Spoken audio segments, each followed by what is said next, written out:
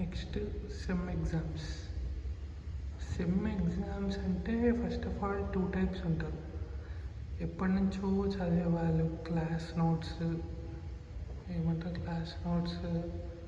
Revision, classes వినేవాళ్ళు. ఇంకో type ఏమో వన్ డే బ్యాటింగ్ అనమాట.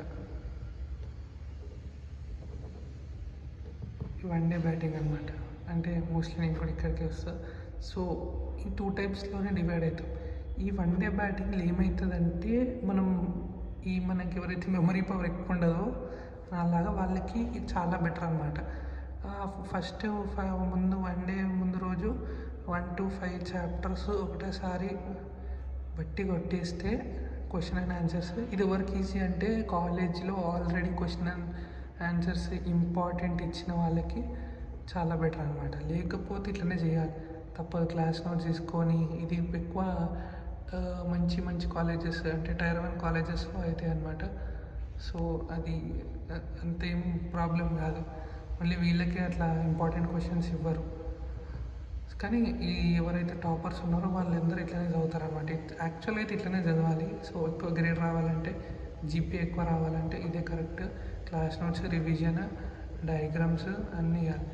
ఇక్కడ ఈ ట్రిక్ ఏంటంటే ఫస్ట్ ఆఫ్ ఆల్ ఇంజనీరింగ్లో దేంట్లో అయినా కూడా డయాగ్రామ్స్ ఇంట్లో కూడా క్లిక్ అవుతాయి. ఒకవేళ ఏం రాకపోయినా డయాగ్రామ్స్ వేసి డయాగ్రామ్ని ఎక్స్ప్లెయిన్ చేస్తే చాలా బెటర్ అనమాట.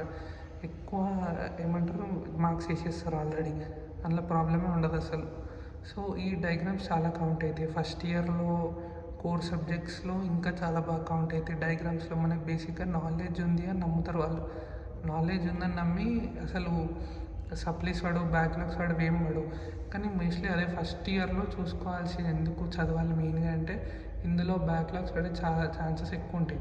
సో ఒకసారి ఇందులో వాడితే మనం రిలాక్స్ అయిపోతాం, ఇంకా పడుతున్నాయి అని వదిలేద్దామని. ఒకవేళ ఇందులో పడకపోతే కాన్ఫిడెన్స్ ఎక్కువ వస్తుంది అనమాట. సో అదే ఇందులో ఈ ఫస్ట్ 2 సెమ్స్ పడకపోతే చాలా బెటర్. వేరేవన్నీ ఈజీగా తీసేయచ్చు. సో అదనమాట. ఎగ్జామ్ ముందు రోజు చదువుకుంటే ఇట్లా 1 to 5 చాప్టర్స్ చదవగలుగుతాము అంటే ఇట్లా చేయొచ్చు. లేదు మొత్తం చదువుతూనే వస్తుందంటే ఇట్లా చేయొచ్చు. 2 బెస్టే, 2 బెటర్, చేయాల్సిందే, తప్పదు. కానీ వదిలేయద్దు. ఫస్ట్ ఆఫ్ ఆల్ ఎగ్జామ్ ఉంటే చదవకుండా ఉండొద్దు. అసలు ఇది వర్స్ట్ మిస్టేక్.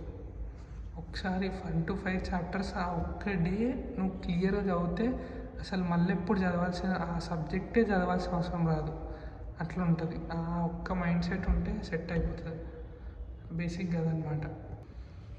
అట్లా లేదు బ్యాక్లాగ్ పడవద్దు అంటే 1 to 5 చాప్టర్స్ ఆ రోజు ఇంపార్టెంట్ ఉన్నాయి. ఫస్ట్ ఆఫ్ ఆల్ ఒక చాప్టర్ నుంచి ఒకటి ఇంపార్టెంట్ క్వశ్చన్ ఉంటుంది, పెద్దది, 10 మార్క్స్ది లేదా 5 మార్క్స్ది ఉంటుంది. సో ఇవి చదువుకున్నామంటే ఒక చాప్టర్ కవర్ అయిపోతుంది. సో ఆ కవర్ అయినది 1 2 3 4 5 చాప్టర్స్లోకి ఇవన్నీ ఏదో ఒకటి ఇంపార్టెంట్ వస్తుంది. అవి నేర్చుకుంటే అందులోకి డయాగ్రామ్స్ గీయచ్చు, అందులోకి వేరే ఆన్సర్ చేయొచ్చు. సో అట్లా మోస్ట్ ఇంపార్టెంట్ క్వశ్చన్స్ అని ఉంటాయి, అవి చూసుకుంటే సరిపోతుంది. మోస్ట్లీ ఇంతే, కోర్ బ్రాంచెస్ అన్నీ ఇంతే ఉంటాయి. ఇంకా మనకి ఇంతకంటే పెద్ద రాకెట్ సైన్స్ ఏమి ఉండదు. సో పాస్ అవ్వకపోవడానికి ఏం లేదు, ఈజీగా పాస్ అవ్వచ్చు ఒకవేళ అవ్వాలనుకుంటే. ఆ ముందు రోజు క్లియర్గా 1 to 5 చాప్టర్స్ మార్నింగ్ నుంచి నైట్ వరకు రివైజ్ చేసుకొని మైండ్లో గుర్తుపెట్టుకుంటే నెక్స్ట్ డే అసలు అది కాకపోయినా కూడా ఇటు నీకు జనరల్ ఇట్లా ఎక్స్ప్లెయిన్ ఆ టాపిక్, జనరల్ టాపిక్ ఎక్స్ప్లెనేషన్ చేయాలి మనం బేసిక్గా. అంతే, అక్కడ ఎక్స్ప్లెనేషన్ చేస్తే ఫుల్ మార్క్స్. విత్ డయాగ్రామ్ చేస్తే ఇంకా బెటర్. అదే ట్రిక్, ఇంకేం లేదు, best. So mostly first year కొంచెం హార్డ్ ఉంటాయి, సెకండ్ ఇయర్వి కొంచెం మీడియం ఉంటాయి, ఇది హార్డ్ ఉంటుంది. ఇక 3rd 4th అయితే చాలా ఈజీ, అంతేం కష్టం ఉండవు. ల్యాబ్స్ ఒక్కటి మనం మేనేజ్ చేసుకోవాలి. అది ల్యాబ్స్ పోతే ఎట్లా మేనేజ్ చేయాలో అర్థమవుతుంది. అది సో ఒకవేళ బ్యాక్లాగ్స్ పడితే ఎట్లా చదవాలనేది అది నెక్స్ట్ తర్వాత వీడియోలో చెప్తా, నెక్స్ట్ ఏదైనా వేరే వీడియోలో చెప్తా.